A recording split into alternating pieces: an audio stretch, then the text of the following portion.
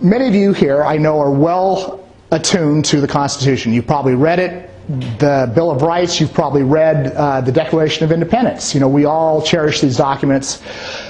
There are a lot of different people who take different approaches to looking at the Constitution. There's libertarians, there are the so-called liberal lions who like to take a more liberal view on things. There are the, I guess what we call the constructionists, sort of like Scalia, that take a more conservative view.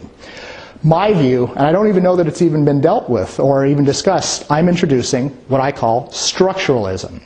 My belief is you can have all the words that you want lined up, you can have all the agreements, all the ideas, all the most wonderful concepts together. If you don't have teeth, if you don't have the proper form of a government, then it doesn't matter what you believe your rights are, because they do not exist.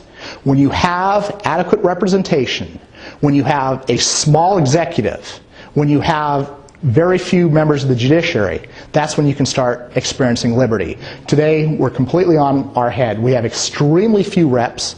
We have lots and lots of members of the executive branch and a judiciary that can barely handle the business that they have, and mainly because the legislature doesn't do it. So anyway, I'm introducing to you all the concept of structuralism, and I'm going to go into what that means. Basically, when our nation was founded, one of the most intense discussions was, what should representation be? And originally, as they were drafting the Constitution between basically June of 1787 till September of 1787, that's when they put all the clauses in. But the main thing that they discussed, one of the biggest fights, was how many representatives should they have? And all throughout the construction of the time, basically it was 40,000. One U.S. House member for every 40,000. And that was kind of strange, because when you got into the representation of the states, they were very small districts. Each rep had 4,000 at most, and that was Virginia. The smallest state had one rep for every 600 people.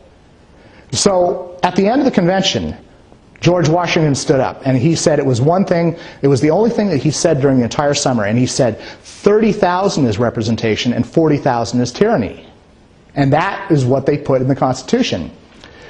Since then, and after it was ratified, they increased representation a few times, and all the way until 1913. And then they froze the U.S. House at 435 members, which is what we still have today. The population has tripled since then. There are about 100 million people. Today, there are about 300 million people. They have the same 435. Back then, each U.S. House member used to have about 215,000 people.